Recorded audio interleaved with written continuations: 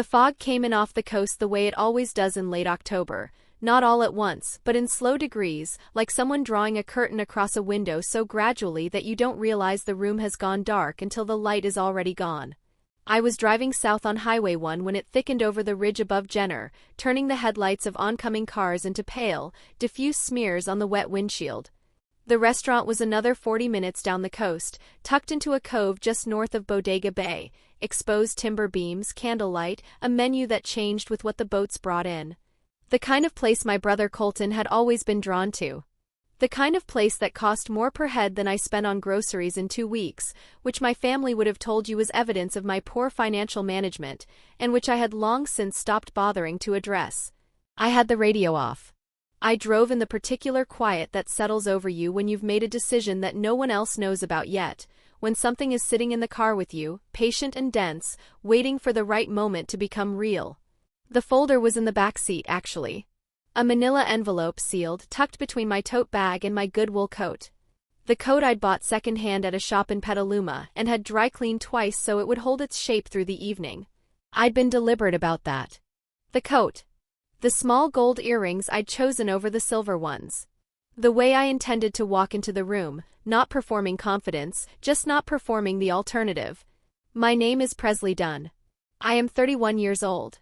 I own 4.7 acres of commercial property in Sonoma County, a fact that has existed on public record for going on 3 years, recorded properly, taxes current, assessed value climbing with the market the way commercial land along the 101 corridor has climbed for the past decade.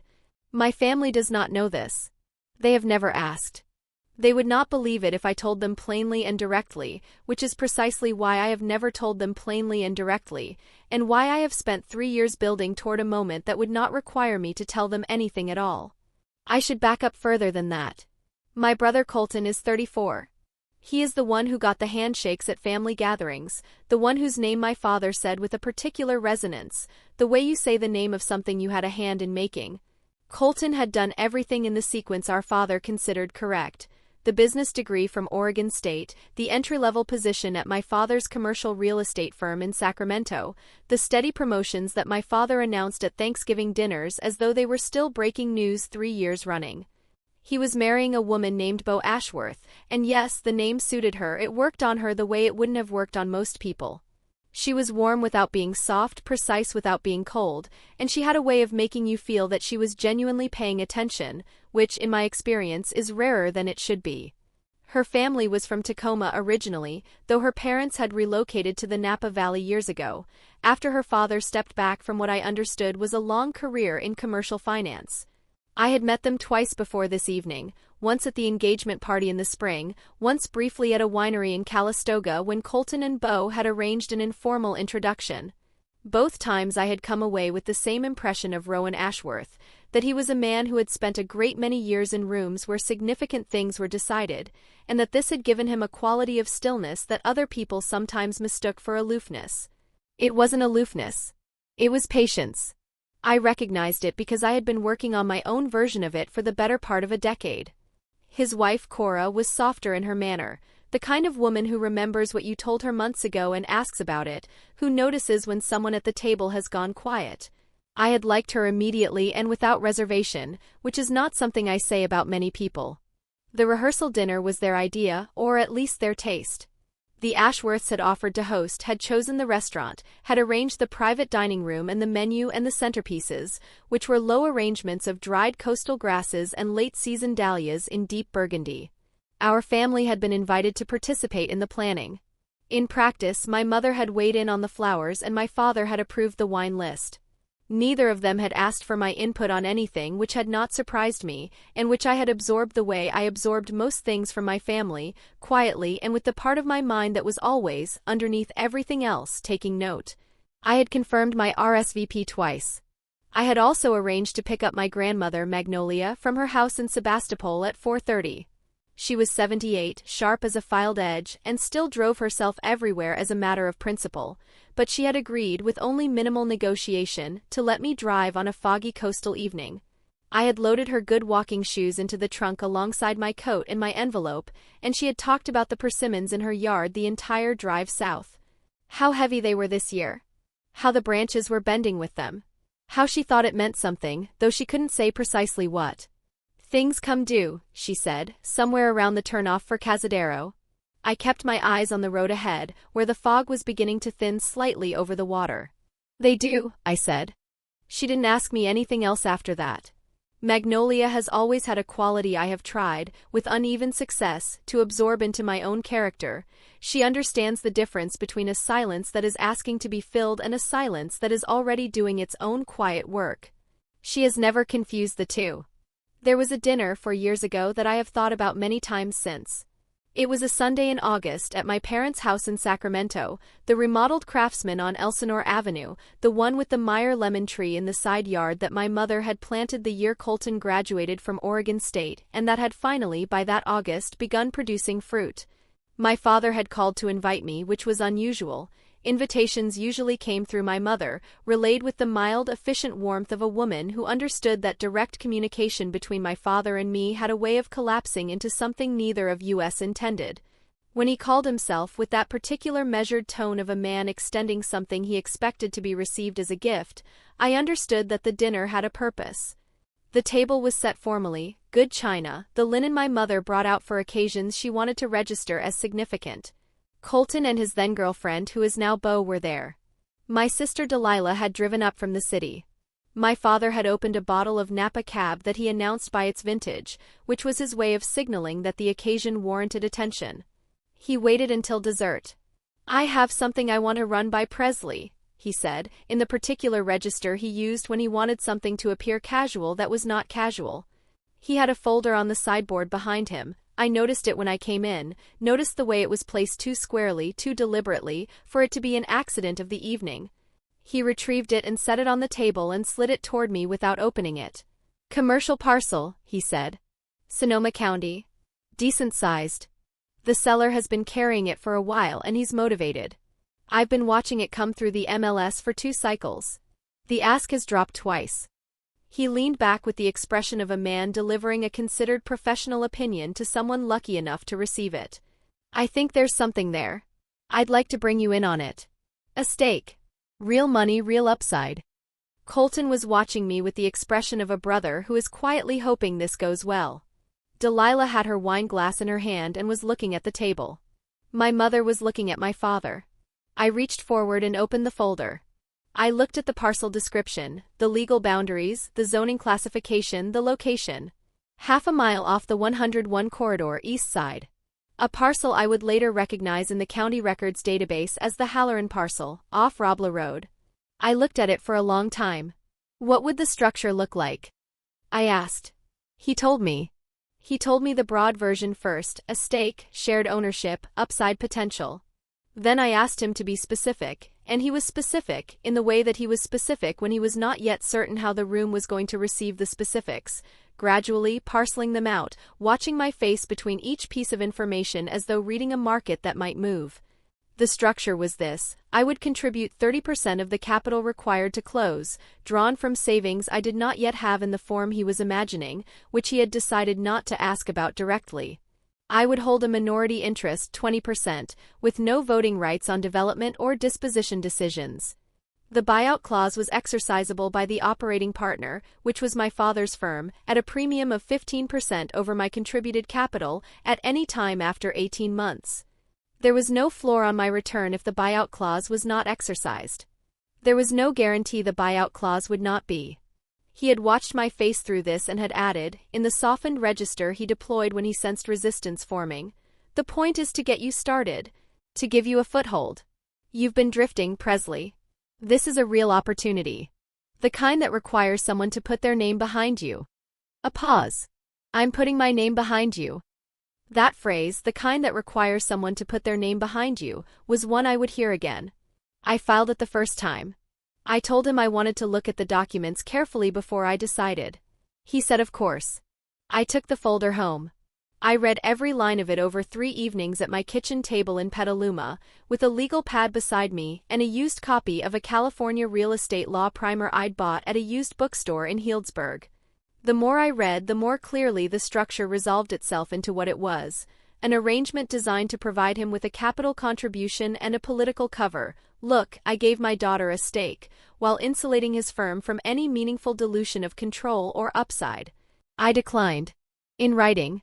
Politely, with specific reference to the clauses that made the arrangement unsuitable, which I knew he would not be able to argue with openly without revealing that he had written them that way deliberately.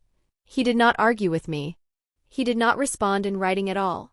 But at the next family dinner, Thanksgiving, 4 months later, he told the table that I had been offered a real opportunity and had walked away from it because I wasn't ready to take anything seriously. He said it in his even, conclusory voice, the voice that made statements sound like facts that had been verified by an independent body. Colton looked uncomfortable. Delilah said nothing. My mother passed the sweet potato dish and the conversation moved on.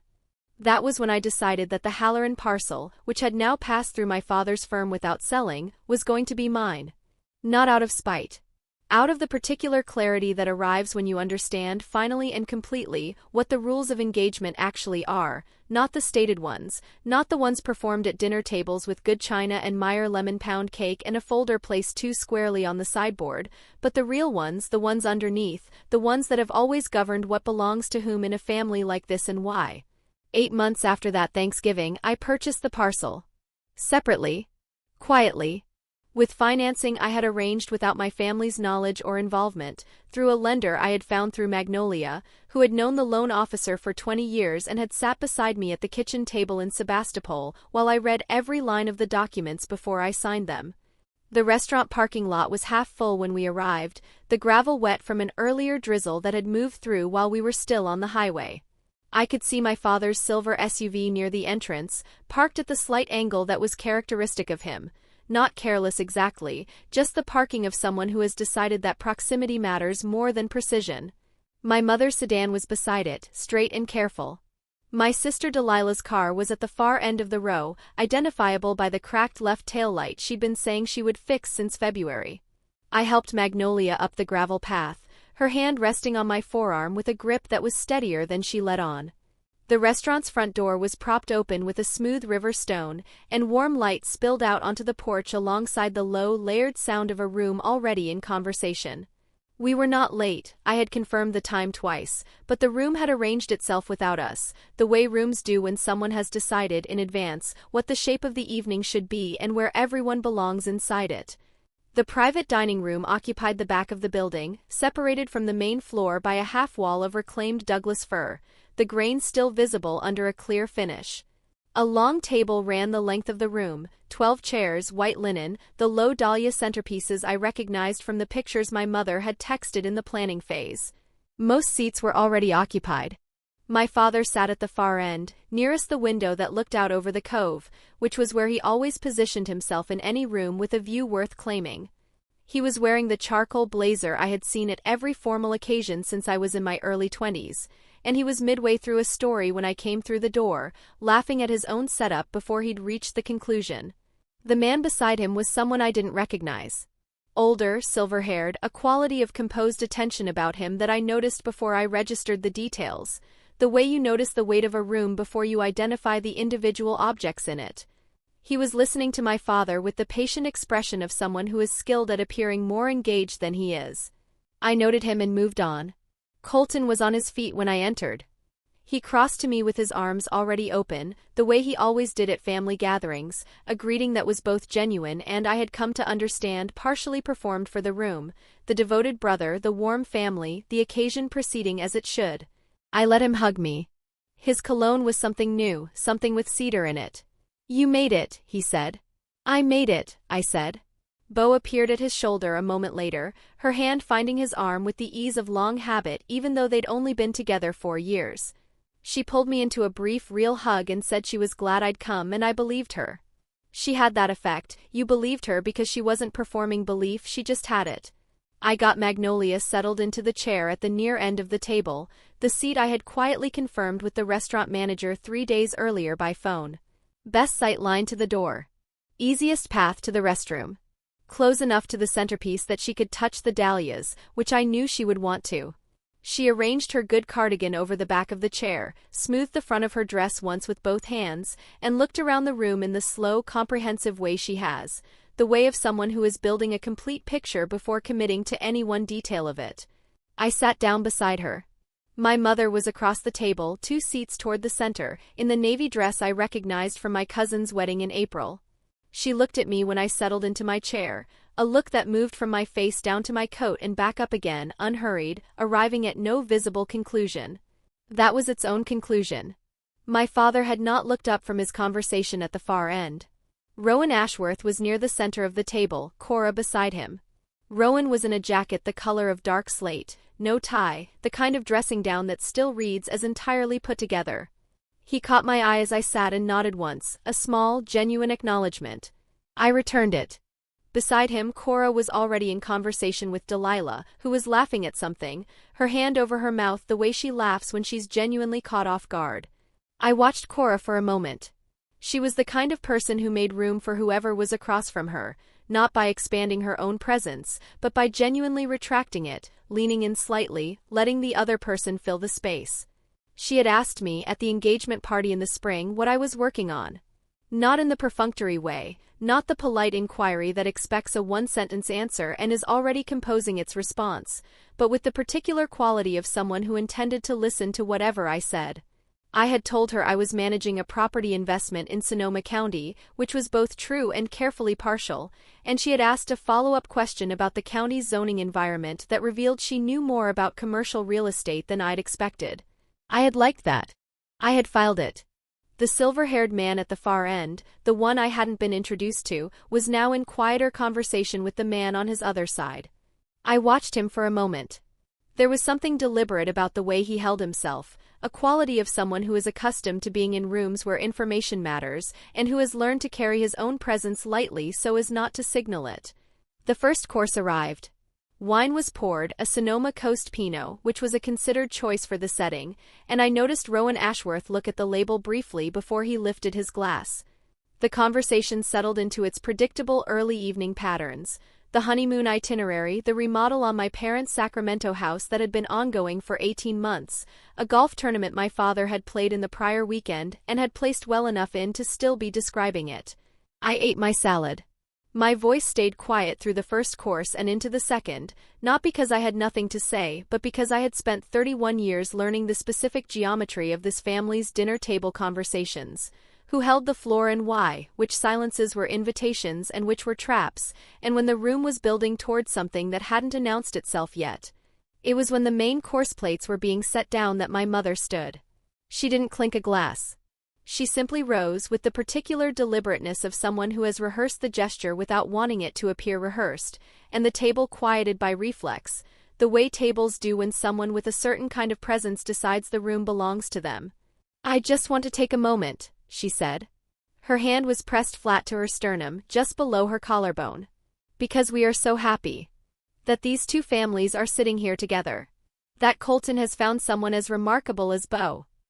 Her eyes moved to Rowan and Cora with a warmth that was genuine and also carrying freight, the warmth of a woman who wanted the Ashworths to understand that the Dunns were a family worth joining. "We are so proud of the man our son has become. Everything he has built. The integrity he brings to his work. His father's firm. All of it." She paused. The pause stretched a half-beat longer than it needed to, and in that extra half-beat, something shifted slightly in the room's atmosphere.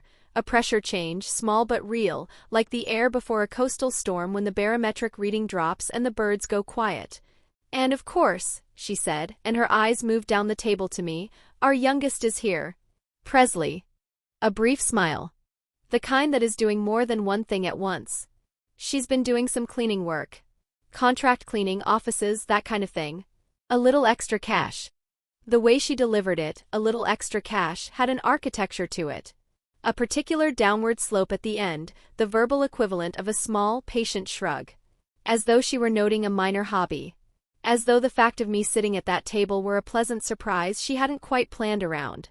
The room absorbed it in the way rooms absorb things they don't know how to process. A half-beat of collective stillness, conversations tapering, someone's fork touching the edge of a plate. Beau's expression did something careful. Colton looked at the table for 2 seconds, then 3. Cora Ashworth reached for her water glass without drinking from it. Rowan did not move at all, which was a kind of response. My father looked up from the far end of the table. His eyes found mine without searching for them, directly, easily, the way you find something you already know the location of. He held the look for one moment. "We've stopped expecting much from her," he said. He said it in the tone of a man stating a fact that has long since been settled and filed. Not with heat. Not with any visible pleasure in the saying of it. Just the measured, even delivery of a conclusion he had reached years ago and saw no reason to revisit. His voice was unhurried. Almost in its flatness kind, which made it worse, not better. The groom's family went still. Rowan Ashworth set his fork down against his plate. The sound it made was very small and very clear. Cora looked at her husband. Delilah looked at the centerpiece. Colton had gone the particular careful blank that I recognized as him deciding, in real time, not to say anything. The silver-haired man at the far end of the table, the one whose name I still didn't have, looked at me once. Not with pity. Something more measured. He looked at me the way you look at a document when you recognize what it contains before you've finished reading it. Then he looked down at his hands, which were folded on the table in front of him. I didn't correct either of them. My jaw was tight, the deep familiar ache at the hinge, the place that holds things when the rest of me is required to stay still. My hands were in my lap. I pressed the tip of my thumb against the edge of my index finger, one slow press, and felt the edge of my own nail. A small, private anchor. Magnolia beside me had not moved. She was cutting a piece of fish into a smaller piece, methodical, unhurried, in the manner of a woman who has decided that what is happening in this room does not require her visible reaction, and who understands that her stillness is its own message to anyone paying attention. She's always been more comfortable in the background, my mother added, her voice settling back into its warm register, the register of a woman who believes she is being fair. Some people are just suited to quieter lives. There's nothing wrong with it. I let her finish. I didn't fill the silence that came after it. The table restarted around me in careful segments, Colton saying something low to Beau, Delilah asking Cora a question about Napa that was mostly a way of pointing the room somewhere else. My father had already returned to his wine glass, the matter apparently closed from his end. The chandelier above the table cast its even, indifferent warmth across all of it. The linen, the dahlias, the half-finished plates, the faces of people who were now working, each in their own way, to find the rhythm of the evening again. I looked at the silver-haired man at the far end of the table. He was looking at me. Not glancing, looking. With his hands still folded in front of him and an expression that had resolved into something I could only describe as deliberate. Like a man who has been waiting for a specific moment and has identified it. He cleared his throat. The sound was quiet, but it had a quality to it that moved outward across the table in a ripple, the nearest conversations slowing first, then the ones beyond them, until the room had achieved something close to silence without anyone being asked for it. "I don't believe we've been properly introduced," he said. His voice was unhurried. It carried without effort or volume, the voice of a man who has never needed to raise it to fill a room. His eyes moved briefly to my father, the briefest acknowledgement, and then back to me, steady and direct. "My name is Wade Calloway," he said. A pause, the length of a single breath. "I'm the county recorder for Sonoma County." He did not look away from me when he said it.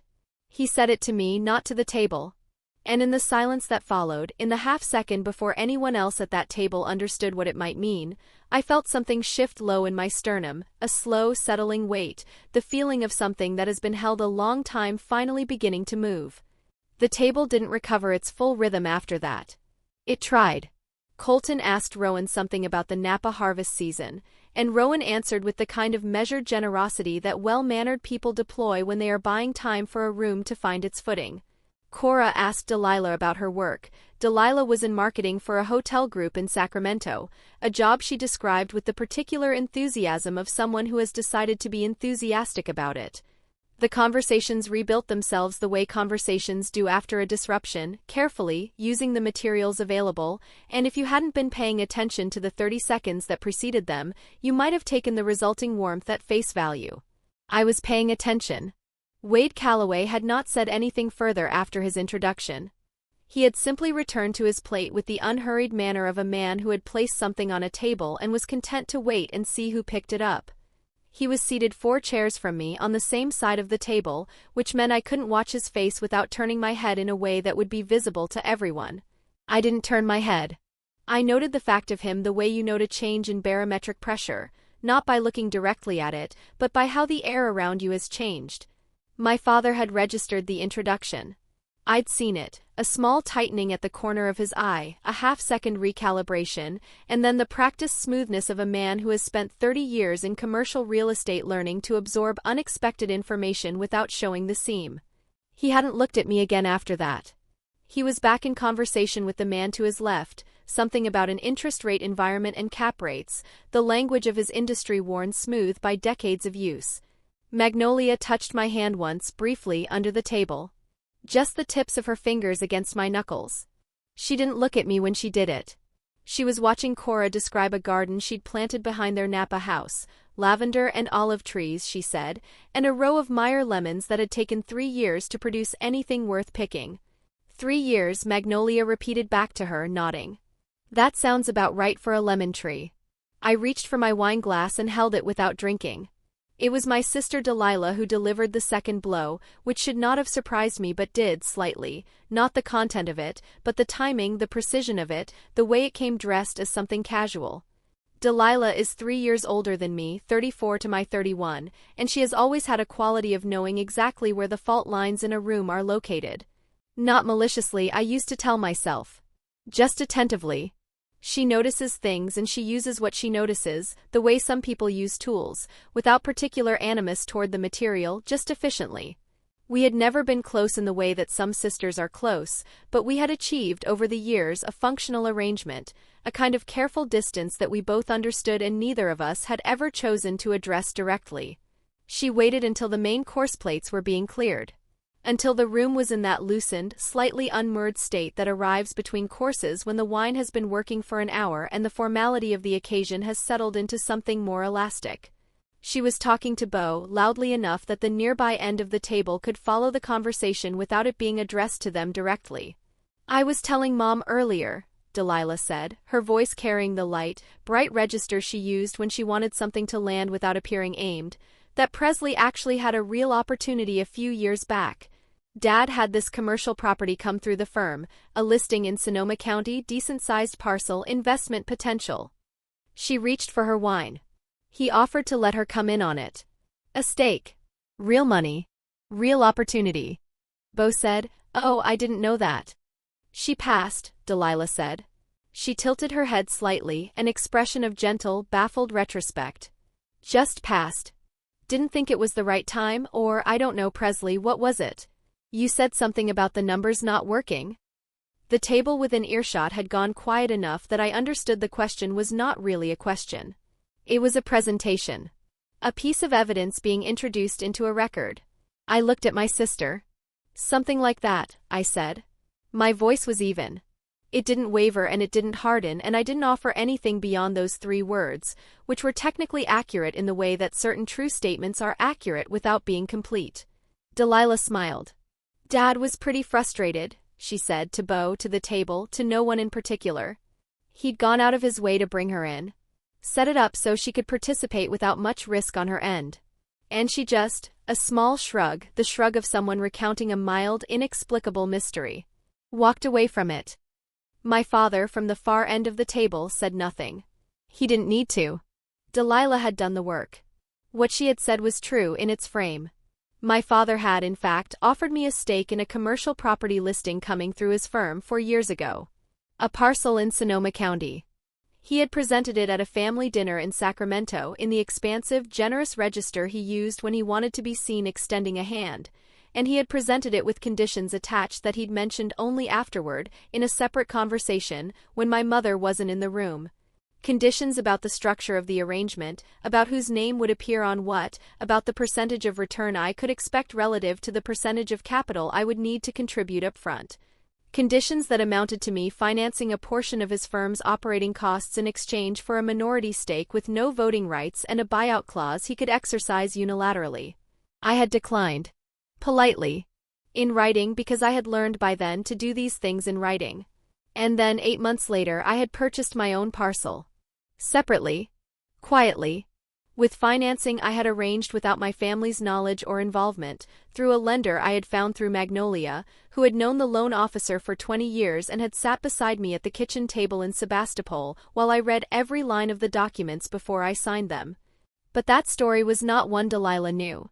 That story was in the manila envelope in the back seat of my car, in the parking lot, in the fog.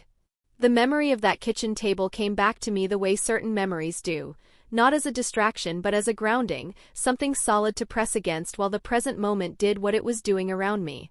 It had been a Tuesday in late January 3 years ago. Magnolia's kitchen in Sebastopol smelled of the coffee she made in a battered percolator she'd owned since before my mother was born, and of the Meyer lemon pound cake she'd pulled from the oven 20 minutes before I arrived.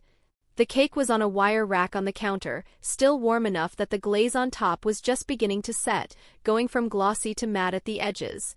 There was a pot of white begonias on the windowsill above the sink. Outside, the Sebastopol morning was gray and close, the kind of winter day on the Sonoma coast that feels like the whole sky has come down to sit on the hills. Magnolia had already put the kettle on by the time I came through her back door. She did this for everyone, had the kettle on, a plate of something on the counter, the kitchen arranged the way a kitchen is when someone has decided that whoever is coming deserves to find warmth waiting. She had done it for my mother when my mother was learning to drive. She had done it for Colton when Colton was studying for his licensing exam and needed a table without distraction. She had been doing it for me in various forms for 31 years. I set my tote bag on the chair beside the back door and I sat down at the kitchen table. The table was old pine, the surface worn smooth in the center from decades of use, the edges still showing the original grain. I had done homework at this table. I had cried at this table once, when I was 19 and something had happened that I had not been able to bring to my own house. Magnolia had put cake on a plate and sat across from me, and had not asked me to explain anything until I was ready, and when I was ready she had asked exactly the right questions and no others. I reached into my tote bag and pulled out the folder, the original one, not the copy I now kept in the manila envelope. I had printed the documents at the library in Petaluma, because I did not yet own a printer, and the pages still had the slight institutional flatness of things run off a library machine. I set the folder on the table between us, and Magnolia put on her reading glasses and looked at the cover sheet without touching it yet, the way she looks at things she intends to take seriously. "This is the parcel?" she said. "4.7 acres, I said. "Commercial zoning. Half a mile off the 101 corridor. The seller is motivated, he's been carrying it for 6 years and the carrying costs are eating him." She had looked at me over the top of her glasses. "And your father doesn't know?" "No." "And you're certain you don't want him to?" I had thought about that for a moment, not because I was uncertain but because Magnolia deserved a real answer rather than a reflexive one. "The money is mine," I said. "The decision is mine. And I know what happens to things that belong to me when I bring them into that family's orbit." She had held my gaze for a long moment. Something moved through her expression, not surprise, not skepticism, but a kind of careful attending, the expression of a woman who is measuring a claim against what she knows to be true about the person making it. Then she nodded once, removed her glasses, and reached across the table to slide the folder toward her. She opened it to the first page, the property description, the legal parcel number, the assessor's map, and she read it the way she reads everything from the top, every line without skipping. She turned the pages with a slow precision that I found settling, the way she had always been settling, her pace communicating, without words, that this deserved her full attention and was going to receive it. "The access easement," she said on the third page. She touched the relevant paragraph with one finger, not pointing at it but resting near it, the way you indicate something you want the other person to look at without making them feel watched.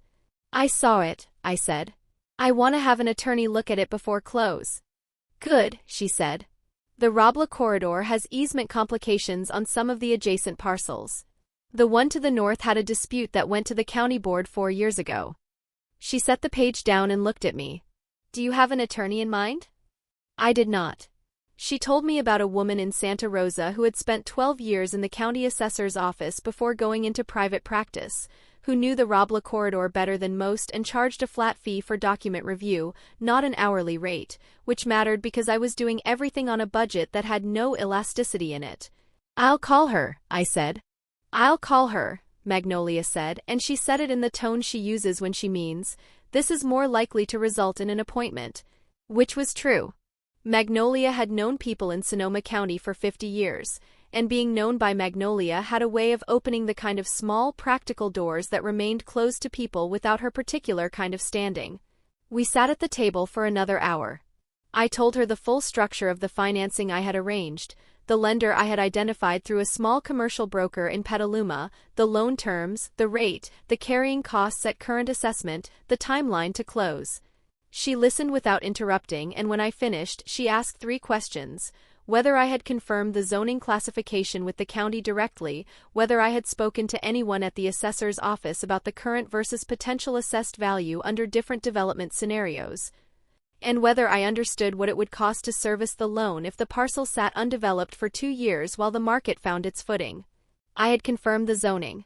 I had not yet spoken to the assessor's office. I had planned to, but I had not yet. On the carrying costs question, I had run the numbers at 2 scenarios, and I had 3 months of operating reserves beyond what the loan required. Run it at 4, she said. Not 2.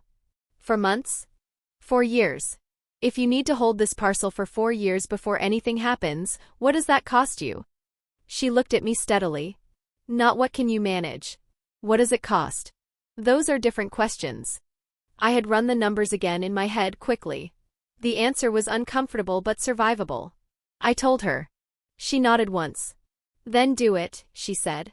2 months later, I had called the loan officer. The loan officer had driven down from Santa Rosa to meet me at Magnolia's kitchen table, which I think Magnolia had arranged deliberately, the kitchen as a signal of seriousness, of roots, of the kind of permanence that reassures people who are deciding whether to extend credit to a 30-year-old woman with limited real estate history. Magnolia had made coffee in the percolator and put a plate of shortbread on the table and sat in the chair nearest the window for the first 20 minutes of the meeting, not participating but present, the way a person with standing is present when they are conferring it on someone else.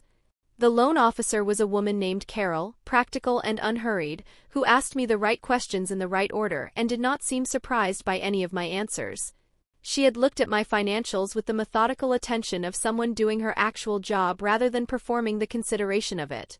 She had asked about my income. I was working 2 jobs at the time, a property management position in Petaluma and a part-time administrative role for a civil engineering firm in Santa Rosa, neither of which my family knew about because my family had not asked. Combined, they generated a reliable income that was more than adequate to service the loan, which was a fact I had known for 2 years and had been waiting for the right opportunity to put to use. The loan closed in March. The county recorded the deed the same week. Public record. Searchable. Right there in the database maintained by the office of the Sonoma County Recorder, whose occupant was currently sitting 4 chairs away from me at a rehearsal dinner table in a restaurant above a cove in Bodega Bay, eating the last of his halibut with the calm patience of a man who already knew the answer to the question the room hadn't asked yet. The dessert course arrived. Small individual tarts, blood orange and almond cream, the citrus cut into precise segments that curled at the edges. Someone had thought about every detail of this evening except the one that was about to matter most. My mother was telling Cora about the Sacramento house remodel, the kitchen in particular, the new quartzite countertops, the way the light came through the west-facing window in the afternoon. Cora listened with genuine interest, asking the right follow-up questions. My father was talking to the man on his immediate left, something that had shifted from real estate to local politics, the overlap between the two being, in his world, substantial.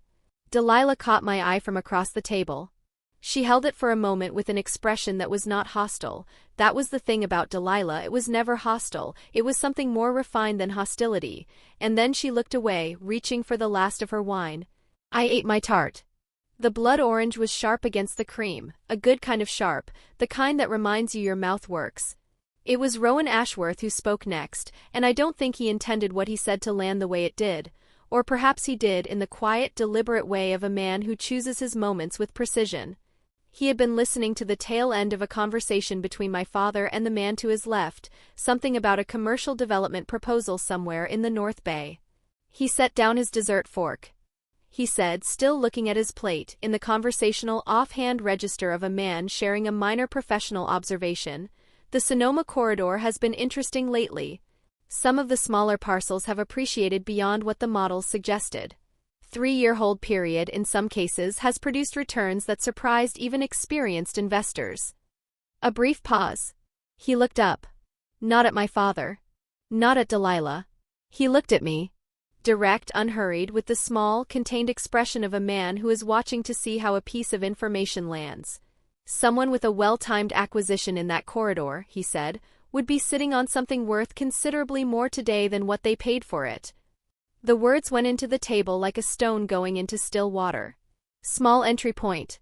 The ring spreading outward from it in the silence that followed. My father looked at Rowan.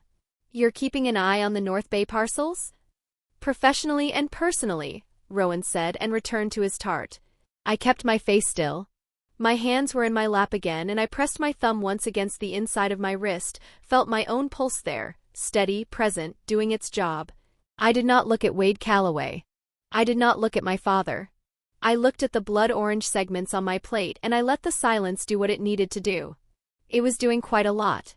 20 minutes later, while Colton was making a toast, warm, well-constructed, the toast of a man who is genuinely happy and is also skilled at performing his happiness for a room, I excused myself.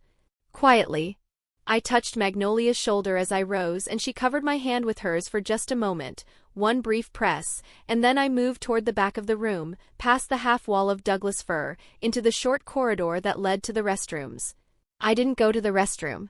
I stopped in the corridor, where the ambient noise of the dining room reached me as a low, blurred warmth rather than distinguishable words, and I stood with my back against the cool plaster wall and I breathed. One breath, then another. The hallway smelled of beeswax and old wood and something faintly floral from a dried arrangement on the small table beside the restroom door. I had known in the abstract that this evening might arrive at something like this. I had prepared for it in the way I prepared for most things, thoroughly, quietly, over a long period of time, without telling anyone what I was preparing for.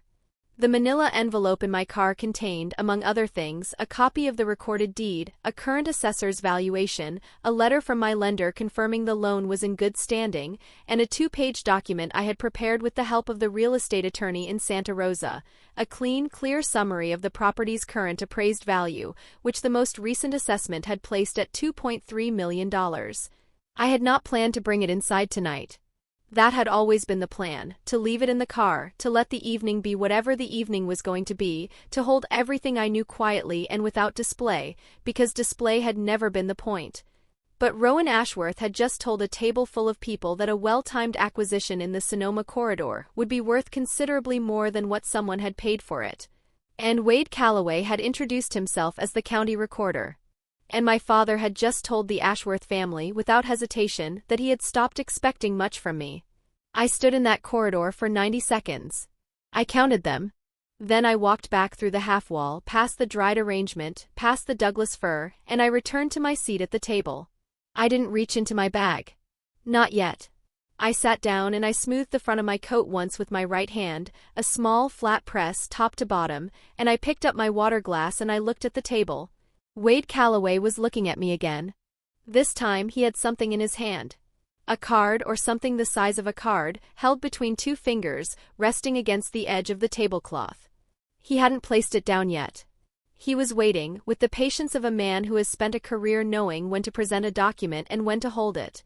He turned it slightly in my direction, just slightly, just enough, and I could see that it was not a business card. It was a printed slip, the kind that came from a county record search. Small text. A parcel number visible in the second line. My parcel number. Wade Calloway set the slip down.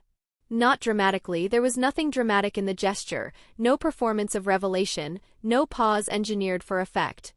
He simply placed it on the tablecloth beside his dessert plate, the way you set down a piece of information you've been carrying and have decided no longer needs to be carried.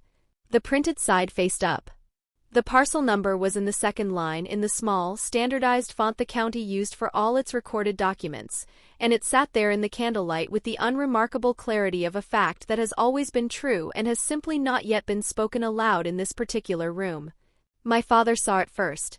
Not because he was looking for it, he was in the process of turning back toward the table after saying something to Colton, but because Rowan Ashworth's eyes had moved to it, and my father had spent 30 years reading rooms well enough to follow the direction of another man's attention without being told to. His gaze dropped to the slip. He read the parcel number. I watched the number land, watched the small, precise recalibration move through his expression, the way a calculation revises itself when a new variable enters the equation. He looked up at Wade Calloway. "Wade," he said. His voice was even measured, the voice he used in professional settings when he needed a moment he wasn't going to ask for directly. "I didn't realize you'd be joining us this evening." "Beau's family and I go back some years," Wade said. He picked up his coffee cup, unhurried. "Rowan and I have worked together on a number of recordings. I was glad to be included." My father absorbed this. His eyes moved, briefly, quickly, to me. Then back to Wade. "Well," he said. "Small world." "Sonoma County particularly," Wade said, and returned his attention to his coffee. The table had not gone fully quiet. The conversation at the other end was still running, Delilah and Cora in some exchange about hotel recommendations in Portugal that Beau had apparently asked about, but the nucleus of the table, the 6 or 7 people within close range of Wade's slip, had achieved a particular quality of collective attention. The kind where everyone is performing their own conversation while listening to a different one entirely. It was my father who moved first. He did it gracefully, I'll give him that. He waited until Colton had finished a story about the venue they'd originally looked at for the wedding, a barn property in Sonoma that had turned out to be in a flood zone, and then, in the natural pause that followed the laughter, he rose from his end of the table with his wine glass and moved along the far side, stopping to touch Colton's shoulder, saying something brief to Beau that made her smile. Working his way down the table with the practiced ease of a man who has been working rooms for decades. He arrived at the chair Magnolia had vacated 10 minutes earlier. She had gone to find the restroom, her cardigan still over the back, and he sat down in it with the comfortable authority of a man who expects furniture to accommodate him. He set his wine glass down. He looked at me. "Presley," he said. "Quiet." The voice he used when he wanted a conversation to appear private regardless of who could hear it. "Dad," I said. "That's the Halloran parcel," he said. He didn't gesture toward the slip. He didn't need to. Off Rabla Road. I looked at him. I waited.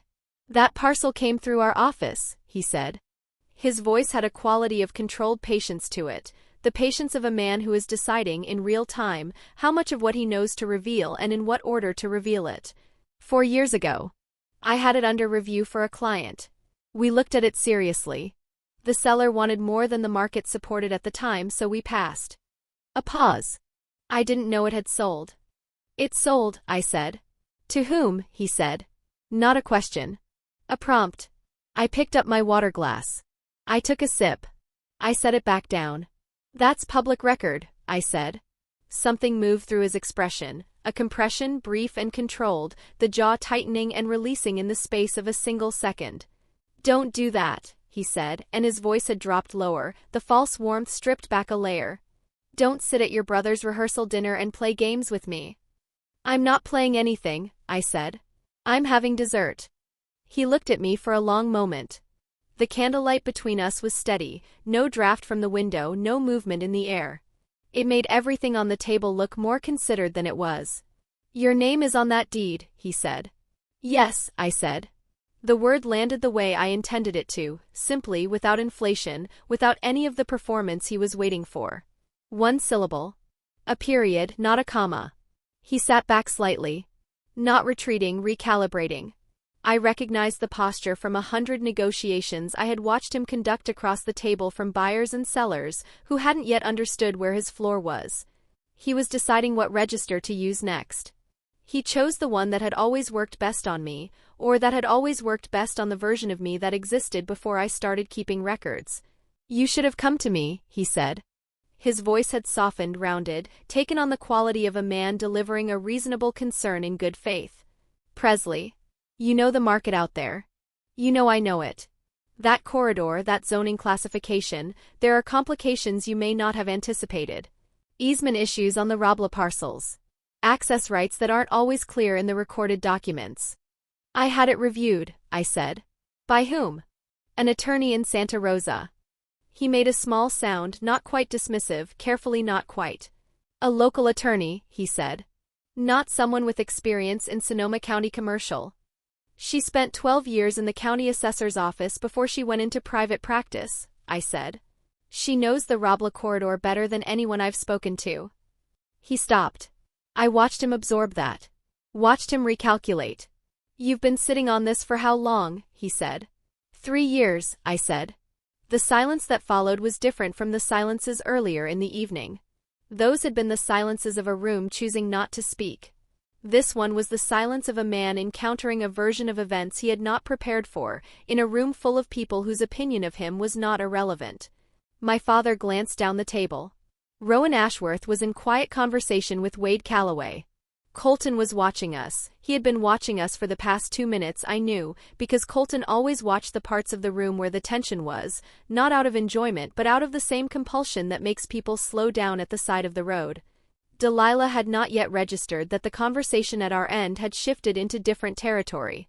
My mother was still talking to Cora, her back 3/4 turned. My father looked at me again. 3 years, he repeated. His voice had lost the softened quality now. It was back to its baseline register, flat, calibrated, the voice that gave nothing away. You purchased a commercial parcel in Sonoma County 3 years ago without telling me. Without coming to me for advice or support or... You told Beau's family I clean offices, I said. He paused. Tonight, I said. An hour ago. You told a table full of people that you've stopped expecting much from me. That's not, he started. I heard it, I said. Everyone at this table heard it. Rowan Ashworth heard it. Wade Calloway heard it.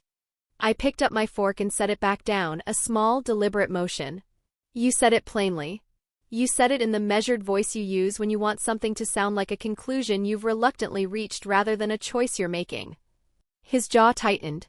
What I said, he told me, his voice dropping to just above the table's ambient noise, controlled and tight and carrying the particular quality of a man who does not like being quoted, was an observation about the pattern I've seen over the years. You've had opportunities. You've walked away from them. The cleaning work. I own 4.7 acres, I said. Commercial zoning. Assessed currently at $2.3 million. I have a letter from the assessor's office dated 6 weeks ago. The number went into the conversation the way numbers go in when they are larger than the framework the other person has been using. A reconfiguration. A slight visible reconfiguration, not of his face which held but of something just behind it. That's the assessed value, he said. Assessed value is not market value. You know that or you would know it if you...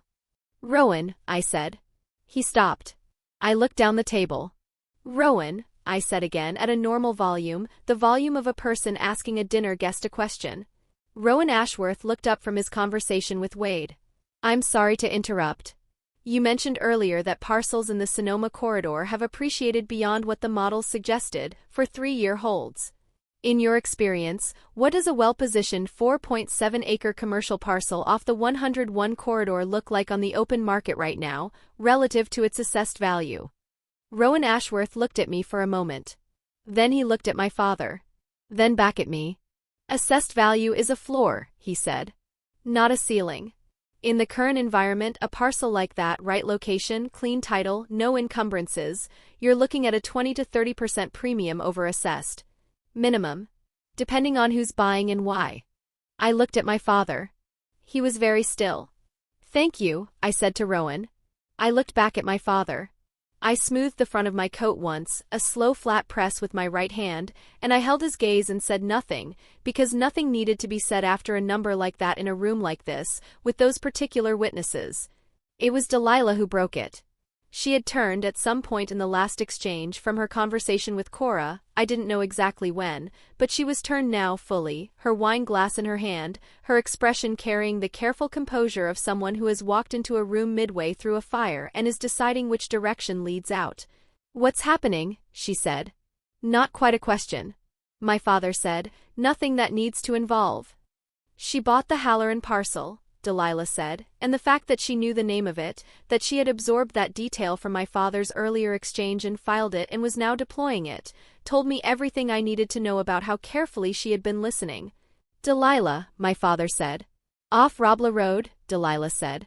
She was looking at me now with an expression I recognized, the one that appeared when something had happened that reorganized the map she'd been navigating by.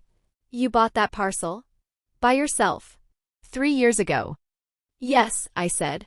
She set her wine glass down. And you didn't, she stopped. Started again. You've been letting us think. I haven't been letting you think anything, I said. I've been quiet. There's a difference. She turned to my father. Something passed between them, a rapid, wordless communication, the kind that families who have operated as a unit for decades conduct without appearing to. I watched it move across my father's face, a recalculation, and beneath that, something harder. He looked at me. You did this deliberately, he said. His voice was quiet, and it was no longer bothering to hold the reasonable register. This was something else, controlled, stripped back, the voice underneath the professional voice. You sat on this. For 3 years. You came to every family dinner, you let your mother worry about you, you let us believe you were. He stopped. A breath. You let me extend myself on your behalf. With people. Professionally. Vouching for you, making excuses, telling people you were finding your way. You told Beau's family you'd stopped expecting much from me, I said. Tonight. In front of the Ashworths, in front of Wade Calloway. In front of your son's future in-laws. That was the vouch you gave me. That was 1 hour ago, I said. I counted the minutes. He leaned forward slightly, his forearms on the table's edge, his voice dropping to the wire-tight register of a man who has been cornered in a room full of people and knows it, and has not yet decided how to handle knowing it. The candlelight between us was still steady, still indifferent. You want to sit here, he said, at your brother's rehearsal dinner and embarrass this family in front of the Ashworths, in front of Wade, in front of Rowan, over some parcel of land you bought 3 years ago without asking for anyone's guidance or input or… I didn't need your guidance, I said. That's the thing you haven't understood yet. He looked at me for a long moment. The room around us had gone nearly fully quiet. Not entirely, there were still 2 conversations running at the far end of the table, but the nucleus had stilled completely, and Colton was watching with the expression of a man who has understood that this evening has become something other than what he planned, and Magnolia had returned from the restroom and was standing just inside the Douglas fir half-wall, her cardigan in her hands, watching my father's face with the expression of a woman who has been waiting a long time for this particular scene. My father's voice, when it came, was the quietest it had been all evening. You have always done this, he said. From the time you were old enough to be given opportunities, real ones, the kind that require someone to put their name behind you, you have taken the help you were offered or refused it, and either way you have made sure that whatever happened next reflected poorly on the people who tried. He paused. Let it settle. That is who you are, Presley. That is the pattern. 3 years, $3 million, it doesn't change the pattern. The table had gone silent. Not the careful, working silence of earlier in the evening, the silence that had been trying to rebuild itself around the disruptions. This was a different silence. The kind that arrives after something has been said that everyone present understands cannot be unsaid, and that everyone is now deciding in their own private way how to file. Colton had his hands flat on the table in front of him. Beau was looking at my father with an expression I could not fully read from my angle but that Colton could clearly read from his, because his jaw had tightened and he had shifted in his chair. Cora Ashworth had set down her coffee cup. Rowan had not moved.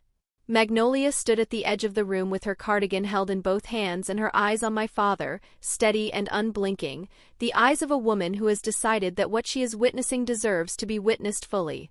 Wade Calloway had turned in his chair.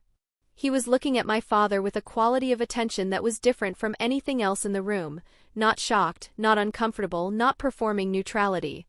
He was looking at my father the way a man looks at something when he has a specific piece of information in his possession and is deciding when to place it on the table. I looked at my father.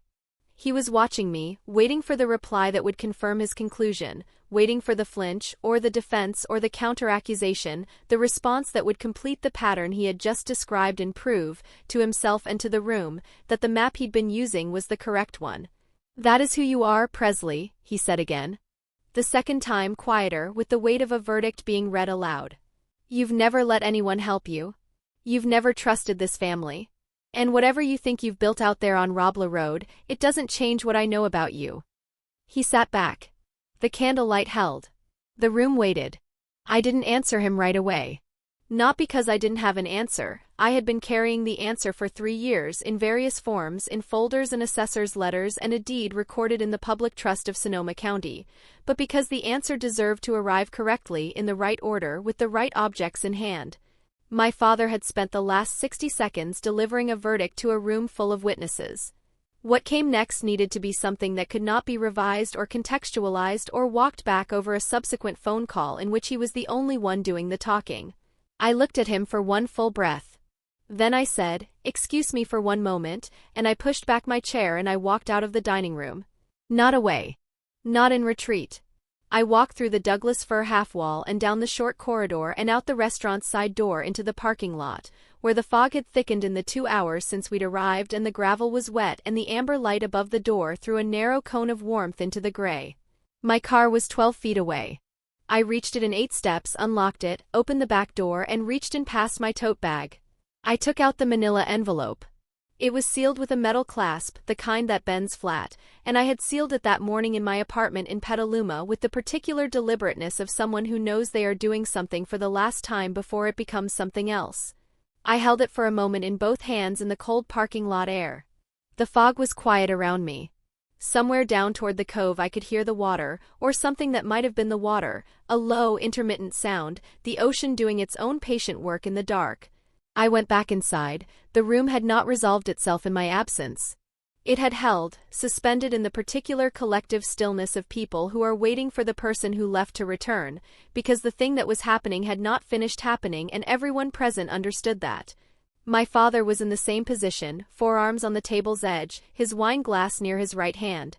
Delilah had shifted in her chair and was watching the doorway. Colton had his hand on Beau's hand on the tablecloth, a small, anchoring gesture. Magnolia had taken her seat again, not her original seat, but the one adjacent to it, slightly closer to the center of the table, and she had her hands folded in her lap and her face arranged in the expression she wore when she was watching something she had expected for a long time finally arrive. Wade Calloway had a pen in his hand. He was not writing anything. He was simply holding it, the way certain people hold objects when they are in the process of being very still. I came back to my chair. I set the envelope on the table in front of me. I sat down. My father looked at the envelope. "What is that?" he said. "Documentation," I said. I released the metal clasp. I reached in and took out the first document, the recorded deed, 3 pages, the county seal on the first page, my name on the signature line of the third. I unfolded it slowly, smoothing each page flat against the tablecloth, working from the center outward the way you flatten a map when you want every edge visible. I laid it flat on the table and turned it to face my father. He looked at it. He read the first page. His eyes moved to the parcel description, the legal boundaries, the zoning classification, the recorded date. His jaw was set. He read without speaking and the room watched him read.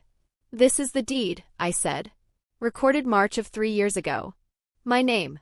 No co-signers. No family involvement. Purchased with my own financing arranged independently." I paused. "You can see the county recorder's stamp on the bottom of page 1.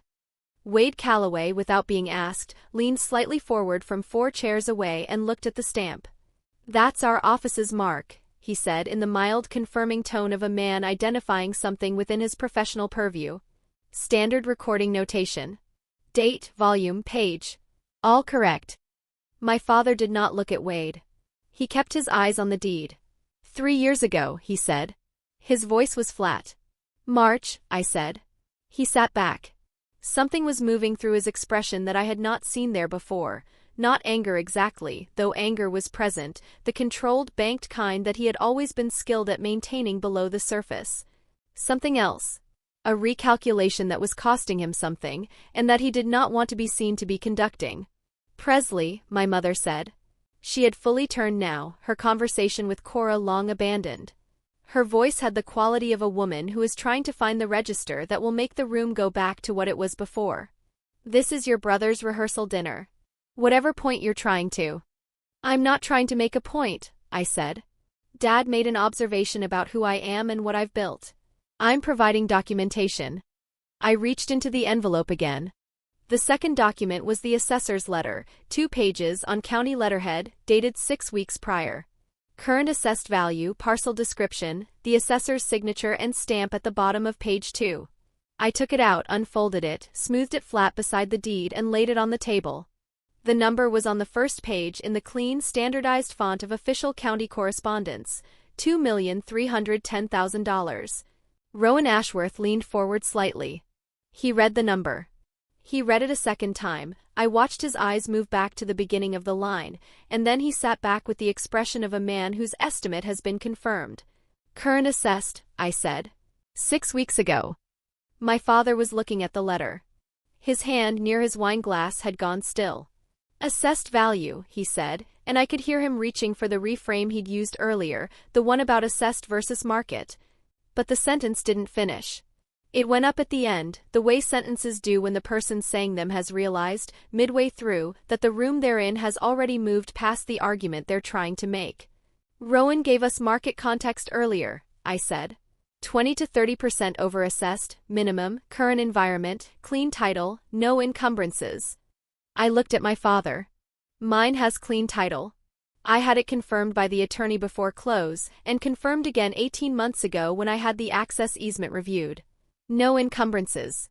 The access issues you mentioned on the Robla parcels, those applied to the adjacent parcel, not mine. My attorney caught it in the title search. Delilah said quietly to no one in particular, "How much is that?" At 20% over-assessed, Rowan said from the center of the table, in the tone of a man doing arithmetic he finds straightforward, "You're between 2.7 and 3 million. At 30%, closer to 3. Depending on the buyer profile and intended use." The room absorbed this. My mother had her hand over her mouth. Not in distress, in the particular posture of a woman who has realized that the story she's been telling about her youngest daughter requires significant revision, and is encountering the revision in public. Colton said, "Presley." His voice was careful, full. "Why didn't you?" "I'll explain everything later," I said to him. "Tonight is yours." "I mean that." I looked at him directly, and what passed between us in that look was real and separate from everything else happening in the room. He nodded once, slowly, and I returned to my father. My father was looking at the two documents on the table in front of him, the deed and the assessor's letter, side by side on the white linen. He was looking at them the way you look at a thing when you are deciding whether the thing is real, when some part of your operating assumption about the world requires the thing to not be real, and the thing is declining to cooperate. Then he looked up at me. "You have always done this," he said, and his voice was quiet and tight, the same register as before, the same conclusion. "From the time you were old enough to be given opportunities, real ones, the kind that require someone to put their name behind you, you have taken the help you were offered or refused it, and either way you have made sure that whatever happened next reflected poorly on the people who tried." The words came back with the precision of a man repeating something he has said so many times in his own mind that the phrasing has worn smooth. "That is who you are, Presley. That is the pattern. 3 years, $3 million, it doesn't change the pattern." The second time the words arrived in that room, they had a different weight. Not because they had changed, they were identical, verbatim, the same conclusion delivered in the same flat, certain register, but because the room had changed around them. The first time, the room had been receiving a verdict. This time, the room was hearing a man repeat a verdict that the evidence on the table had just contradicted, and everyone present understood the difference. Rowan Ashworth looked at his wife. Cora looked at her hands. Colton very quietly said, "Dad."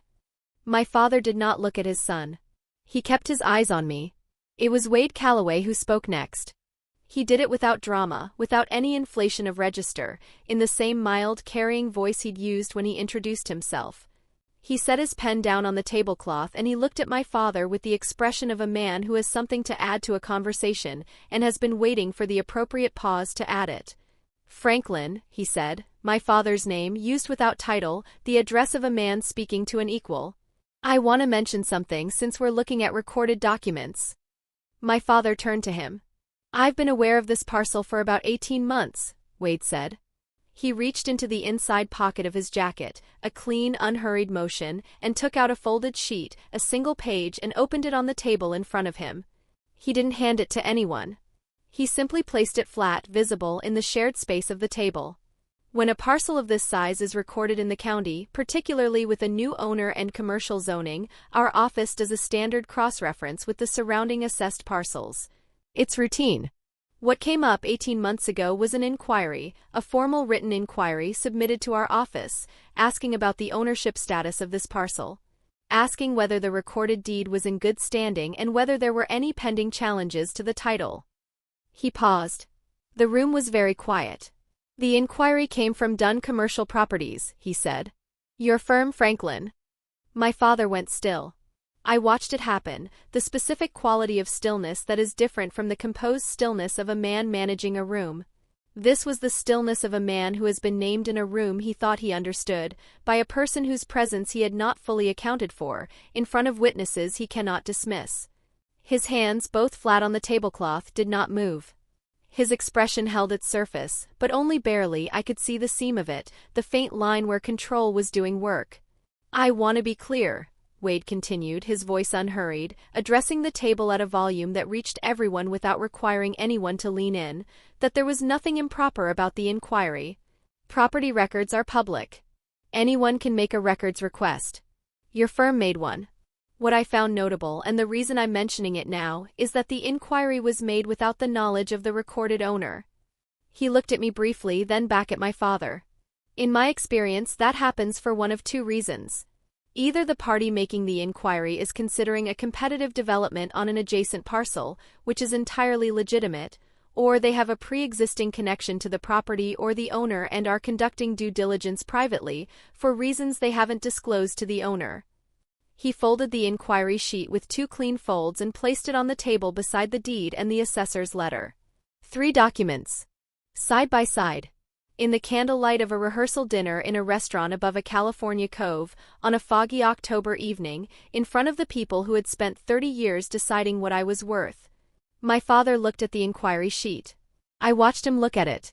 I watched him identify his firm's letterhead in the visible top corner of the page, which Wade had left readable when he folded it. I watched him understand that he was not going to be able to claim he hadn't seen it, because every person within range of that table had seen it too.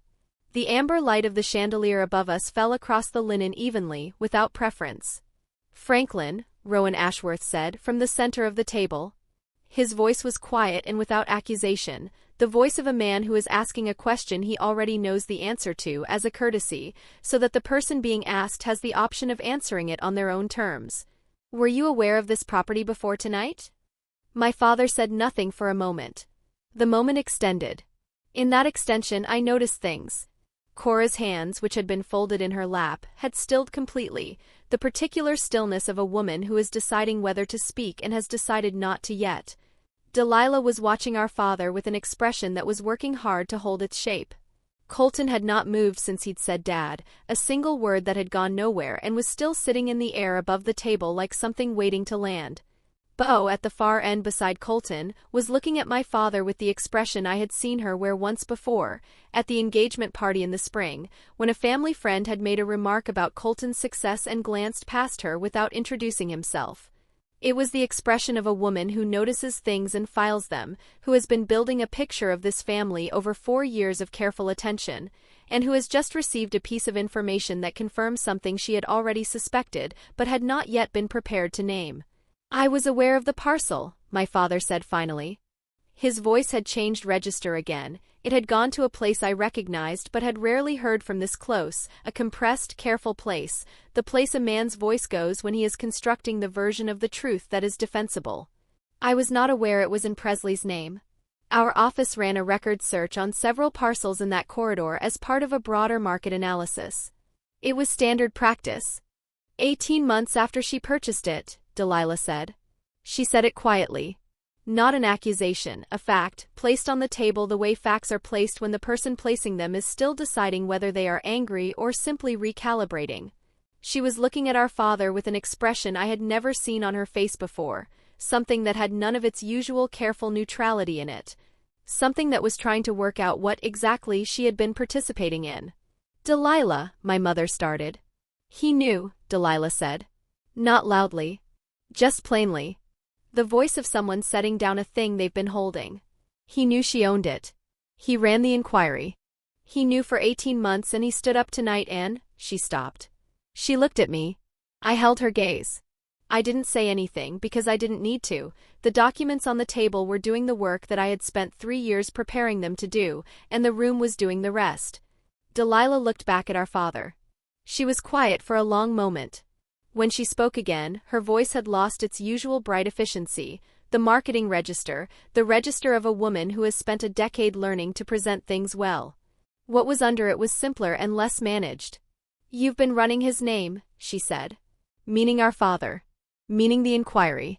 Meaning all of it, the whole machinery of it, the years of Thanksgivings and dinners and vouching and the particular way our father had always talked about Presley in rooms where Presley wasn't present. You've known for 18 months what she built. And you let me tonight at this dinner, you let me say all of that." "That's enough," my father said. But his voice, for the first time in the evening, did not carry. It arrived at the table at its usual controlled register, but it did not move anyone. The room received it and held it and did nothing with it, and my father felt the difference. I saw him feel it, saw the faint compression around his eyes that came from understanding in real time that the mechanism that had always worked was not working. My father looked at the 3 documents on the table. The deed. The assessor's letter. The inquiry from his own firm. He looked at me. "You planned this," he said. "Not an accusation, a recognition. The particular recognition of a man who builds strategies for a living and has just identified the architecture of one that was not his." "I was prepared," I said. "There's a difference." He looked at me for a long moment in the candlelight. The fog outside had not lifted. I could see it through the window behind him, pressing against the glass the way it had been pressing since we arrived, patient and without urgency, the fog doing what the fog always does on the October coast. And then, very quietly, with the stillness of a man who has understood something he cannot yet bring himself to say aloud, he asked the question that the 3 documents and Rowan's arithmetic and Wade Calloway's measured, professional presence had been building toward all evening. "What is it worth?" he said. "All of it. Right now. What would it sell for?" I looked at my father. I reached into the envelope one more time, and I took out the final document, a single page on the letterhead of a commercial real estate brokerage in Santa Rosa, dated 4 weeks ago, signed by a broker whose name my father would recognize because they had worked together for 11 years before a professional dispute had ended the relationship. A broker's opinion of value. Formal. Signed. Based on 3 comparable sales in the corridor in the prior 18 months. I unfolded it slowly. I laid it flat on the table between us. The number at the bottom of the page in the broker's own handwriting circled once, $3,100,000. My father looked at it. He looked at it for a long time. Magnolia, from her seat 2 chairs away, said nothing. She had her hands folded in her lap and she was watching my father's face with the patience of a woman who planted lemon trees and waited 3 years and knew exactly what it meant when something finally came due. My father looked at the number for a long time. The broker's letter lay flat on the white linen between us, the circled figure at the bottom of the page catching the candlelight the way ink does on good paper, with a slight sheen, a quality of being both ordinary and indelible. $3,100,000. In a handwriting my father recognized from a broker whose professional judgment he had relied on for over a decade before the dissolution of their working relationship, a dissolution that, I had learned from Magnolia, had involved a disagreement about whose name would appear first on a development proposal that my father's firm had taken the lead on, but that the broker's own contacts had made possible. He could not dismiss the number as the product of an inexperienced or incentivized opinion. He knew what that signature meant. He had built enough deals on the back of that signature to know exactly what it meant. He didn't speak. The room didn't require him to. The room had achieved a kind of clarity that didn't need filling, the clarity that arrives after something has been fully shown and fully seen, when the period at the end of a long sentence has finally landed. Rowan was the one who broke the stillness, and he did it the way he did most things, quietly, practically, without drama. He reached forward and looked at the broker's letter from his position at the center of the table, reading the relevant details with the unhurried efficiency of a man reviewing a document he has been handed, not one he has been invited to judge. He set it back flat on the linen. "That's consistent with what I've seen in the corridor," he said to the table, to no one particular. "The comparable sales support that range." If anything, he paused, and something in the pause was deliberate, and Cora caught it and did not look at him, which meant she had heard it too. If anything, the timing of a sale matters. The market has been moving. It was Colton who moved first after that. He pushed back his chair slowly and stood, and he came around the end of the table toward me, not quickly, not with any performance of urgency, just steadily, the way you move toward something when you have decided to move toward it and you don't care who watches. He stopped beside my chair and he put his hand on my shoulder, one firm, brief press, and he looked at the documents on the table and then at me. 3 years, he said. 3 years, I said. He exhaled slowly through his nose. The breath was long and controlled, the breath of a man managing something large inside a room that was still watching him. His hand stayed on my shoulder for another moment, warm and certain, and then dropped. He looked at our father. Something moved through Colton's expression that I had not seen there before, not in 34 years of being his sister, not at Thanksgiving dinners or graduation ceremonies or the family meetings our father convened in the living room of the Sacramento house when something needed to be addressed. This was different from his usual careful navigation of the space between our parents and the rest of us. This was the more complicated thing that arrives when a person you have loved your whole life reveals a shape you didn't know they had. He didn't say anything to our father. He went back to his chair and he sat down and he took Beau's hand on the table and held it without looking at her, his eyes going somewhere middle distant the way eyes do when a person is revising something interior and needs a moment to let the revision complete itself. Beau was looking at me. Her expression was the one I had noticed the first time I met her, the one that paid real attention without performing it. She nodded once, barely, something in her face settling into a place of having understood. And then she looked at Colton, and what moved between them in that glance was private and complete, the communication of two people who had already, in the 4 years of knowing each other, developed their own language for the moments that mattered. She turned his hand over on the table and held it differently, not just held but held deliberately, her thumb moving once across his knuckles. My mother was the next to speak, and what she said surprised me, not in its content, which I had expected, but in its register, which was quieter than I'd anticipated and carried none of the defensive warmth she usually deployed when the family's image required protection. "Why didn't you tell us?" she said. Not an accusation. A genuine question, delivered in a voice stripped of its usual management. She was looking at me with an expression I had not seen on her face in a long time, open, unguarded, the expression underneath the one she usually wore. I thought about the honest answer to that question. I had been thinking about it in various forms for 3 years. I had composed and discarded a dozen versions of it in the car on Highway 1, in the parking lot with the envelope in my hands, in the 90 seconds I had stood in the corridor counting my own breath. Because telling you would have meant asking you to believe it, I said. And asking you to believe it would have meant watching you decide whether to. And I had watched that process enough times to know how it ends. I paused. This way you didn't have to decide. It was already true. It was already in the record. It was already worth what it was worth, regardless of whether anyone in this family thought it could be. My mother looked at her hands. She was quiet for a moment. Then she said very softly, "We did that to you." I didn't answer that. The answer was yes, and she knew it was yes, and saying it aloud in that room felt like a cruelty I wasn't interested in committing. She had done things that deserved saying, and I had said them in the only language that had ever worked, in documents, in patience, in the long, unwitnessed labor of building something real and waiting for the moment when real could not be argued with. That was enough. The saying of it could wait for a different room, a different evening, one that wasn't her son's rehearsal dinner. Magnolia reached over and covered my mother's hand with hers. A brief, decisive gesture, there and then settled, like a thing placed where it belongs. My mother looked at her and something passed between them, the particular communication of women who have known each other for 40 years and have long since stopped needing words for the important things. My mother's eyes were wet. She didn't wipe them. She sat with them and looked at the table and breathed. My father had not spoken since the question, what would it sell for, that the broker's letter had answered. He was sitting with both hands now flat on the tablecloth, the 3 documents in front of him. The deed. The assessor's letter. The broker's opinion.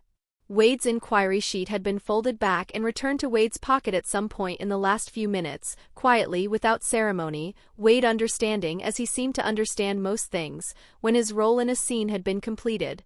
The room had rearranged itself in the last several minutes in the way rooms rearrange when the event inside them has shifted the geography. Cora had turned slightly toward Magnolia. Rowan had shifted his chair a quarter turn toward Wade, and the two of them were in quiet exchange, not a conversation that required privacy, but one that was conducting itself at a register just below the table's ambient noise, professional and unhurried. I caught the word corridor and the word timing and the phrase clean encumbrance profile before I stopped listening, because that conversation was not mine yet. Though I understood it might become mine. I watched my father. I had been watching my father for 31 years, which meant I knew the specific texture of his silence the way you know the specific texture of a landscape you've crossed in every season. I knew the silence that was calculating. I knew the silence that was composing. I knew the silence that was simply waiting for the room to return to him, the way rooms had always returned to him, because rooms always did. This silence was different.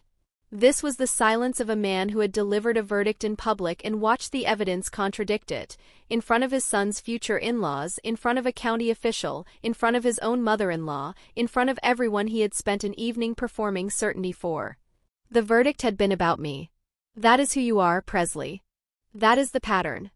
He had said it twice in the same register with the same flat authority, and both times the room had received it as the final word of a man who was never wrong about the people in his family, because being right about the people in his family was one of the primary things he had built his self-conception on. The documents on the table were not arguing with his verdict. They were simply existing in the same space as it, and the contrast was doing its own quiet work. He looked up from the table. He looked at me and then he looked at the room, at Rowan, at Wade, at Colton, at Delilah, who was sitting very still with her wine glass untouched in front of her, her expression carrying the particular quality of a person who is revising something large and is not yet finished revising it. He looked at my mother, who was looking at her hands. He looked at Magnolia, who was looking at him with the level, patient gaze of a woman who has been waiting a long time and has all the time she needs. He looked back at me. I was wrong, he said. 3 words. In a voice that had finally surrendered its professional register entirely, not the even, measured voice of a man managing a room, not the flat, certain voice of a man delivering verdicts. Just a voice. Tired and smaller than usual, and without the scaffolding that had held it up for 30 years. I received it. I didn't move toward it and I didn't move away from it. I let it sit on the table beside the documents where it belonged. You have always done this, he said again, and this time the words were different, carrying a different freight entirely from the 2 prior times they had appeared in this room. The 3rd time they were not a verdict. They were a recognition, and the recognition was not of the pattern he had described but of the pattern underneath it, the pattern of what he had done, of what he had required me to survive, of what it had taken me to survive it. He paused in the way that people pause when they have been holding something for a long time and have finally set it down and are surprised by the particular feeling of their own empty hands. That is who you are, Presley. He stopped. He did not say that is the pattern. He left the sentence unfinished, which was its own kind of completion. Something moved in the room after that, not resolution, not warmth, nothing so clean as either of those things. More like the specific quality of air in a room when a long pressure has released. The chandelier held its even light across the table. The dahlias in their centerpiece arrangement were exactly as they had been all evening, burgundy and dried and still, indifferent to everything that had happened around them. The candlelight held. Outside, somewhere below the cove, the ocean was doing what the ocean does, indifferent, patient, working at the same coastline it had always worked at, in the fog, in the dark, without anyone's permission or approval. Delilah looked at me from across the table. She opened her mouth once and closed it. She tried again. I didn't know he ran the inquiry, she said. What he knew, I didn't know that part. I know, I said. I said things tonight that were, she stopped. Her jaw was tight, the same jaw I had grown up beside, shaped by the same inheritance. I said things that I thought were true. I know that too, I said. She looked at the documents. She looked at me. Something in her expression had lost its careful management, the bright, efficient surface that she wore in rooms where she was performing the role of the competent older sister, the one who understood how things worked, the one who knew which opportunities were real. She looked for a moment like someone her age in a room where something true had happened. We're not fixed, she said. No, I said. But. She stopped again. The word sat there on its own, incomplete, doing the work that incomplete sentences sometimes do better than finished ones. But I agreed. It was not a reconciliation. It was a gap where a reconciliation might eventually be built, which is a different thing and in some ways more honest. Delilah nodded once and reached for her wine glass and looked away, and I let her. Rowan cleared his throat gently, the sound barely above the room's ambient warmth, and said something to Wade in a low voice. They were in genuine professional discussion now, the kind that happens between two people who have been in enough rooms together to have a shared shorthand for when a conversation has shifted from social to substantive. I caught the phrase easement corridor and the word timing again, and something about a development group based in Marin that had been looking at the 101 parcels for 2 years without finding what they needed. Wade nodded once, a small, conclusive nod, and said something I couldn't hear. Rowan picked up his coffee. After a moment, Rowan looked at me. I mentioned earlier that I'd want to have a conversation, he said, at a normal, unhurried volume. About the parcel. When you're ready. I'm open to it, I said. No obligation, he said. No timeline. I only want to be useful if it's useful. He looked at me steadily. What you've built is real. The corridor will continue to move. You should know what your options are. I'll know them better after a conversation, I said. He nodded once. Then we'll have one. He returned to his coffee, the matter closed and opened simultaneously in the particular way of men who understand that the most significant things are best handled by making room for them rather than forcing their shape. Wade caught my eye briefly. He gave the small, contained nod of a man who has done what he came to do and considers the evening's accounting complete. I returned it. The table found its way back to something like itself in the last 40 minutes of the evening. Not entirely, not the version of itself that had existed before my mother stood with her hand at her sternum and said the words she had said. That version was gone, the way certain versions of evenings are gone once the thing inside them has surfaced. But the table found a different version of itself, gentler and less certain and in some ways more honest, the version that exists after something has been acknowledged, when the people in a room are no longer performing the occasion but simply inhabiting it. Cora found Magnolia at the near end of the table and they were in quiet conversation about the persimmons. Magnolia had mentioned them on the drive down, the heavy branches, what it might mean, and Cora had apparently also been tending fruit trees in her Napa garden and had opinions about what a heavy persimmon year signified that she was sharing with a seriousness I found entirely appropriate. They were using their hands to describe it, both of them, the particular way that women of a certain age use their hands when they are talking about growing things. Not for emphasis but for precision, because the shape of the thing matters and words alone don't always hold it. Colton made another toast before the evening ended. Not a formal one, he didn't stand, didn't clink a glass. He simply said from his chair in the voice he uses when he is being himself rather than the occasion's host, I want to say something before we leave. I want to say that I'm proud of my sister. And I'm sorry it took a folder full of documents at my rehearsal dinner for me to understand what she's been doing for 3 years. And I'm glad she came tonight. He looked at Bo. Both things can be true. Tonight can be ours and also, he made a small gesture toward the documents, toward the whole evening. Also this. Bo said, both things are true. Both things are true, I said to him.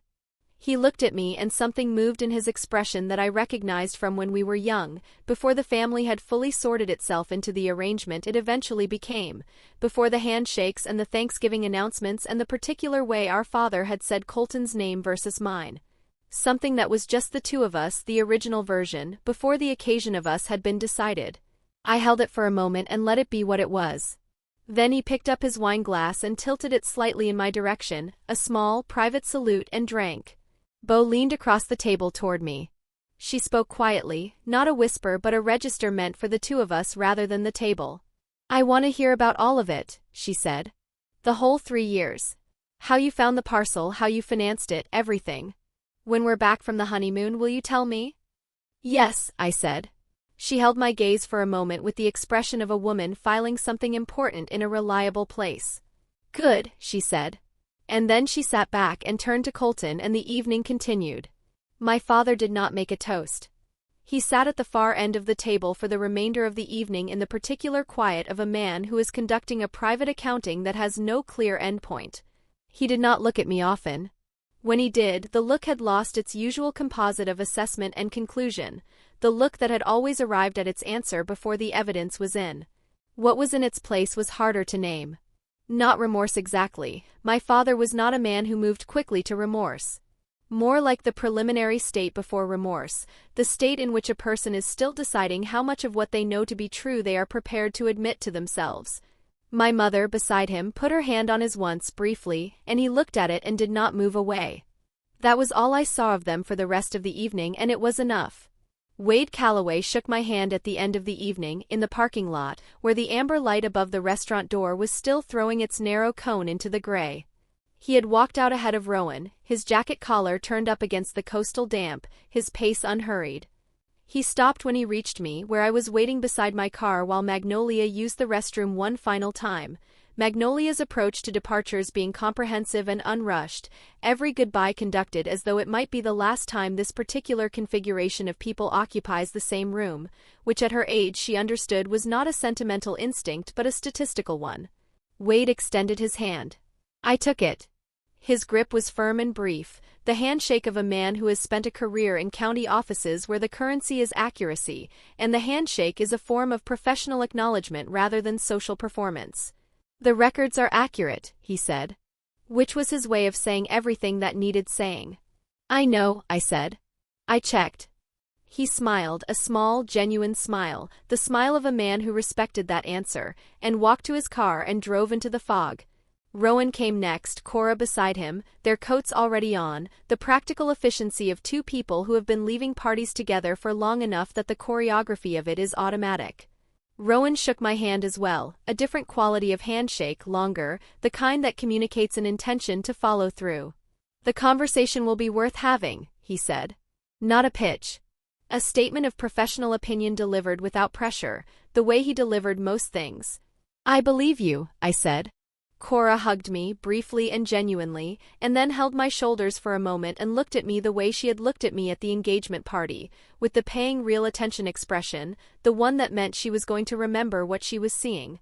I'm glad we know you, she said. And then they walked to their car and the gravel crunched under their shoes and they were gone. My father and I did not speak again that night. He and my mother left before us, his SUV pulling out of the gravel lot while I was still helping Magnolia into the passenger seat of my car, the envelope in the back beside my good coat. I watched his taillights appear briefly in the gray and then vanish, swallowed by the fog the way things on the October coast are swallowed, the world closing behind them without ceremony. My mother's sedan followed. Then Delilah's car, the cracked left taillight throwing its irregular red into the mist before she turned south onto the highway and was gone. I stood for a moment in the empty parking lot. The fog was everywhere, intimate and total, the kind that reduces the world to the immediate, the gravel underfoot, the amber light above the door, the low sound of the ocean somewhere below. The restaurant's windows were still lit from within. Through the glass I could see the table being cleared, the white linen lifted by two people working in the easy coordination of a kitchen that knows its closing routine.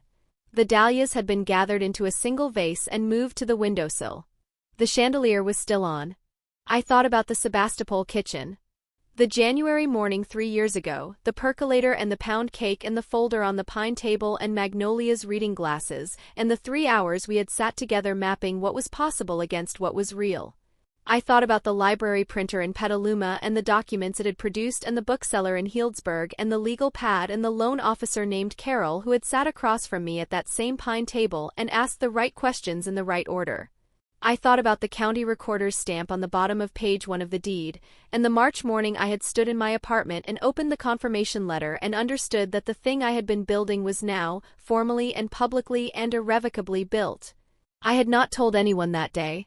I had made coffee and sat at my kitchen window and looked at the fog coming in off the Petaluma hills, and I had felt something I had not yet had a word for, something in the vicinity of completion, but quieter than completion, something that did not require a witness. The record was the record. That was enough. Colton came out of the restaurant and stopped beside me. He had his jacket on now and his hands in his pockets, and he looked at the fog the way he had always looked at things that were larger than they appeared, with a kind of respectful inventory, trying to take the measure of it. You knew he'd run the inquiry, he said. Not a question. I found out 14 months ago, I said. Magnolia had a contact at the county office who mentioned it. Someone who knew Wade Calloway socially and knew my grandmother and understood what kind of information was worth passing along. Colton was quiet for a moment. And you waited? I waited. He nodded slowly. He was working through something. I could feel the quality of his silence, which was the silence of a man arriving at a conclusion he had been approaching for a long time and had only now covered the last distance to. He's known for 18 months, he said. Known exactly what you built. And he stood up at my rehearsal dinner and told the Ashworths he'd stopped expecting much from you. Yes, I said. The word sat between us in the fog. I'm sorry, Colton said. For my part in it. For not asking. For letting the story be what it was without ever, he stopped. Started again. You're my sister, Presley. And I let the story be his story. For years. I looked at him. The amber light from above the door fell across his face evenly, without performance or flattery, and what I saw there was genuine, the particular genuineness of a person who has removed something they'd been carrying and is not yet sure what to do with their empty hands. We have time, I said. That's the thing about buildings and lemon trees and parcels of land that have been sitting in patient ground. They don't expire. There's time. He exhaled. Yeah, he said. Okay. He looked at me one more time with the look from earlier, the original look, the one before the arrangement of the family had been settled. Then he went back inside to find Beau, and I stood in the parking lot a moment longer before I got into the car. Magnolia was already looking out the passenger window at the dark coastal hills when I got in, at the fog moving through the trees on the ridge above the highway. She had her hands folded in her lap and her good cardigan over her shoulders and the expression of a woman who has had an evening that went exactly as she expected it would go and is not going to make a large production of this fact. I started the engine. The dashboard lit up with its quiet instrumentation, the fuel gauge, the odometer, the small green indicators that mean everything is working as it should. I looked at them for a moment the way you look at ordinary things when you have just come through something that was not ordinary. Things come due, she said. They do, I said. I pulled out of the parking lot and turned north on Highway 1, toward Sebastopol, toward home, in the fog and the dark and the good, settled quiet of a woman who had planted something in patient ground and had driven down the coast on an October evening and had watched it come to fruit.